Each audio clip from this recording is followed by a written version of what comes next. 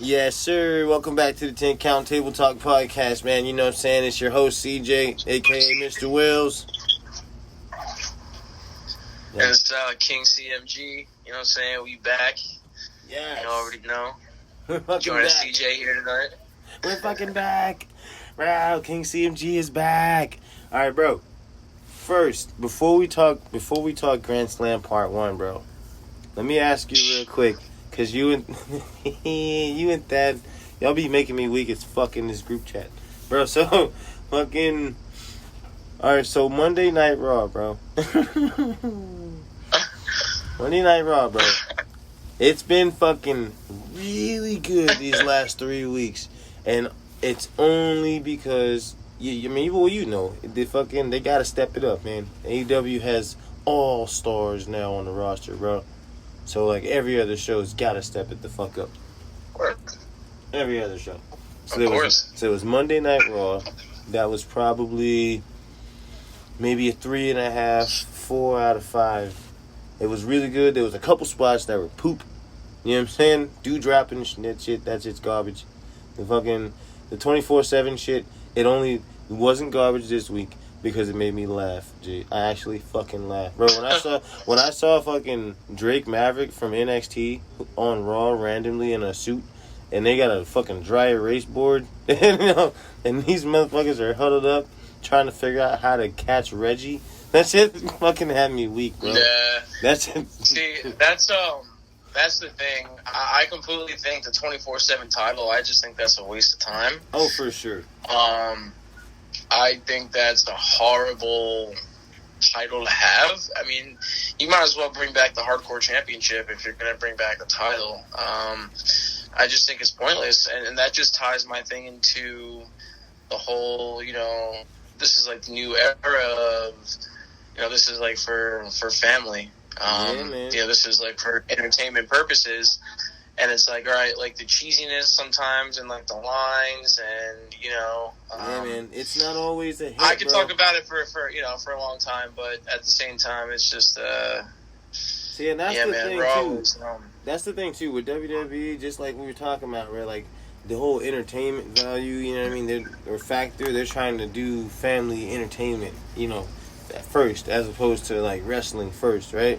So, again, with that being the case, you gotta know, like, a lot of this shit. It's like, really, it's like toss-up, bro. You never know if some of this shit's gonna work or not. And this 24/7 title shit, bro, has been some of the cheesiest TV I've ever seen, bro. This dude Reggie would especially he go to the playground and talk about and this is another thing, and this is another thing too. This is how you know, like, your creative team sucks, right? You fire Drake Maverick along with like a few other like superstars that are like, there was like 2 big names that there were on there, and then you bring him back just to have him pop up in a suit for 2 weeks saying, okay, that talking in his little accent and have like a strategy, to basically win the title. So like before this, he was on NXT, but I mean the tag team with Killian Dane it only works if Killian Dane gets pissed at some point because he's sick of Drake Maverick and he destroys Drake Maverick. Yeah. That's the only way the tag team works. Otherwise, what's the fucking point, right? Like, what's the fucking point? And having Killian Dane the monster tag team with Drake Maverick, this fucking Looney Tune, right? So that's the garbage. Dude drop 24/7 championship, but to me, Bree, look, fucking having Charlotte go up against Alexa Bliss, that shit's gonna be tight. Only because it opens up doors now because the draft is coming. The draft is coming. They're like, I think the promo, I think their promo that they cut was a little fucking stupid. I mean, it's just, I don't think it's, put it like this, I mean, like, don't get me wrong, man. I mean, it's gonna be a good match, like, of course, like, it's not gonna fail. But, like, with all due respect, like I said, this creative team, man, like, it sucks. Like, I mean, like, that promo was so stupid. Like, I mean, like, come on. Like, it was just so, like, that's what I'm saying. It's like, that's all where are you trying to go with the story? Like, think about this. Like, CJ, like, think about this for a second. It's like, where are you trying to go with the story? You know what I'm saying? Like, where are you really trying to go with? with Charlotte and Alexa with this. You know what I'm saying? Like, how far is this going to go? Honestly, bro, and that's honestly probably where we have a big difference, bro, in the way because I'd be like, I have no idea, but I'm excited to see. Right? You know what I'm saying? I'm excited to see what happens. I like Alexa Bliss. I like Charlotte. So I got to see what happens. This fucking doll, but you know me, G.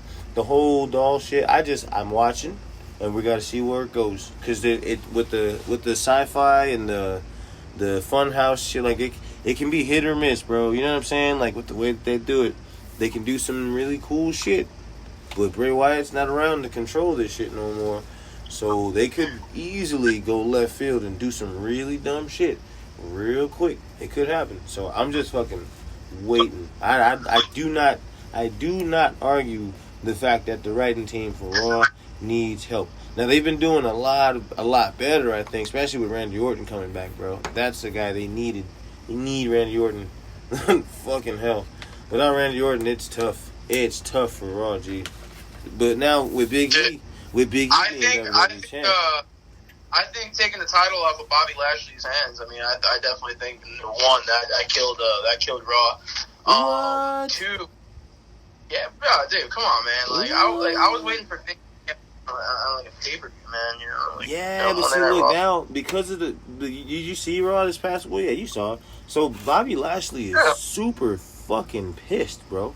And that is a good place for him to be. Because now, remember I was talking a couple weeks back. We need to get to where Bobby Lashley is working with no MVP. And guess who's out right now because he's having surgery? MVP. So I'm thinking, bro. Oh, yeah, he broke his rib. Yes, sir. Yeah. Meniscus shit, right? So I'm thinking this is it. This is what I've been waiting for. Because Bobby Lashley, fuck yeah. You already know that's my guy. The Almighty, bro. I was waiting a long time for him to get it. Then he got it. And it was MVP that was doing all the interference and shit. And then he made him weak for a little bit, bringing women around and all that bullshit. And the MVP was like, you know what? I admit, it was me. I made him. I fucked up. I brought the women around. And remember all that shit? So now, ain't no women, ain't no MVP. And Bobby Lashley just literally got screwed out of his WWE Championship by Big E. So he's pissed. He's super freaking pissed. Yeah, you feel me? So I'm hype as fuck. I'm hype as fuck to see where everything on Raw goes, man. That's the type of shit that I where it goes, yeah. That's the type of shit that's the thing, man. Like that's the thing. Like it's just like, and even like this is like tying into with the whole summer of Cena, man. Like like what you show up for a few months and like all right, like. Oh, yeah, if I lose, blah, blah, blah, like, I'm at a WWE with Roman. Come on, it's like, how stupid? It's like, you just gave away the whole thing. It's like, you know what I'm talking about? It's like... You already know. I'm glad we moved on. But now, I can't talk about SmackDown until I watch SmackDown. You already know. That's my... It's like, yo, make it like... It's like, if I lose, I'm off SmackDown, And I was like, all right, that would have been cool. I said, all right. But see, now, like I said, with everything that we got with Raw now, G... Right, Big E being the new WWE champion, that's hype as fuck to me, bro. That's hype as fuck to me. This dude's been around for a little while. We had Kofi with his run. Now Big E's got his run. Ooh, bro. How much money would it be if Woods gets traded? I guarantee you this. When Big E loses it, it's going to be pretty fast. Like, his match will be pretty fast. It's not going to be a long one. What? You think he's going to get squashed? Yeah. I feel it's either going to be by Brock Lesnar or it's either going to be by Brock Lesnar. Man, that would suck because he's the one that did Kofi dirty. Think about this, bro. Right? Think about this, right? Brock Lesnar goes to Raw. Big E goes to Raw. Right? And you spend the New Day. They officially break up. I personally believe that like. All it's gonna take, all right, is like maybe like as soon as the match starts, right, Big E's gonna come at Brock, go at it, both be big dudes, they both try to knock each other down. Yeah. Brock wins it, Brock wins it, and then fucking he starts suplexing him, F5, he maybe kicks out of one, and Big E maybe gets like one move in, Brock kicks out, and then like Big E just gets like overpowered, like F5. All right. And then 1, 2. Nah, 1, 2, 3. You know, because it has to be somebody big that's gonna take it from him. Yes, you know I was gonna say, but check this. What if this though, G? Because we already got. But think about this. This is the only. I'll just say before you get to what you're gonna say, man. Hold on. These are the only people that I think that maybe have a clear shot at like going up against Big E, right? Sheamus, The Miz, and possibly AJ Styles. Those are the only couple people that I see maybe taking the title from him. All right. Physically, those are not bad suggestions. But check this out, though. This is my, I like the fantasy book, man. Check this out. What if this is fucking set up to get Bobby Lashley back? So Big E has it now, right? Let's say fucking, because we all know we got to get the Brock Lesnar Bobby Lashley fight. It's got to be for a fucking title. Like, if it's not for a title, I mean, it's still going to be big for sure, but it's not going to be as big, bro. Like, bro, having the WWE champion, the Almighty, you feel me, go up against Brock Lesnar, that's different, bro, than just Bobby Lashley versus Brock Lesnar. That's fucking different. So fucking Big E right now, he's got his moment, for sure. We got a new WWE champion, for sure. It's all nice and pretty, but Bobby Lashley's pissed off. He's fucking hunting. And it wasn't quite right how he lost his shit, for sure. So he's got a gripe to get his shit back, right? So let's say Bobby Lashley probably after Survivor Series, I would say. Not Survivor Series, because Big E, I would imagine, is champion at Survivor Series to fight Roman Reigns one-on-one, which I would love to fucking see. But if we get... Oh, yeah, I can see that. Yeah, you feel me? So, I can see that this feud totally happening until Survivor Series. But, yo, it was a good... Check it, yo. And that was the thing, too, man. The ending to that triple threat match, that was fucking whack.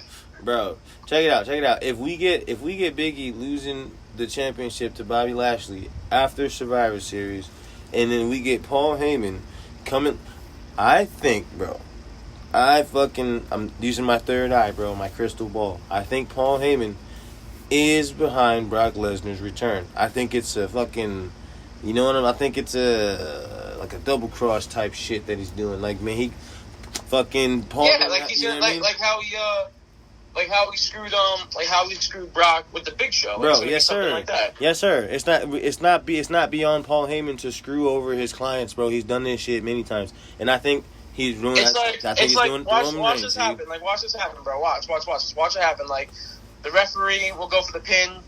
1, 2. Paul pulls the fucking legs out, right? Pulls the ref out. Bro. Roman's like, Paul, what the fuck are you doing? Bro. And then all of a sudden, like, he smiles. And then like Brock gets like right back up with a chair or something like that. Boom, yes, sir. Chair. And I think F5 to the chair. Yup. And let that be it. Something like that. And now we get Paul Heyman back with Brock Lesnar. Somehow, some way though, Roman Reigns needs to retain that fucking championship. And then fucking Brock Lesnar needs to take Paul Heyman's ass and go to Raw. And that changes the whole scene on Raw. 150 fucking %, bro. Brock Lesnar and Paul Heyman being there is different. Big E ain't fucking with Brock Lesnar, bro. That shit's gonna be crazy. That shit's gonna be crazy. Brock Lesnar, he's not going down to Big E. I mean, he's got a shot, but I don't think so, bro. Brock Lesnar look like he been chopping trees with his bare hands. That shit's wild. That shit's fucking wild. Alright, so that's it for Raw pretty much. There's some other shit, but that's the major shit. AEW fucking Grand Slam Part 1, bro. Holy shit, my guy. Yeah, every match lived up to the hype, bro. So, like, yeah, bro, the shit opened up, and before the match even fucking started, the crowd was like, ah! The crowd wouldn't shut up, bro. Like, every single fucking move, like this is awesome. Like, hey, I'm telling you, bro, like, the crowd was awesome. Fucking lit last night. Yeah, and then the bell rang, and they got even louder. Ah! That shit was crazy. They hadn't even and then they locked up, and they got even louder. Ah! That shit was great, man. It's like, yo, is this happening? It's like, is this really fucking happening? And to open up the show? Come on, man. And you already know, bro, for a long time, even before AEW was a thing, Kenny Omega was the only Indies dude that I actually followed, bro. Because I remembered it was like 2011, I want to say, maybe 2012, 13. Fuck, dude, it was a long time ago. But it was I didn't know Kenny Omega was until he started feuding with Jericho, or when Jericho started feuding with him in New Japan, yeah, the fucking Painmaker, bro. Look, he fucking was on a magazine as the #1 wrestler in the world, bro. Kenny Omega, and I was like, who the fuck is that? So I looked him up, and ever since then,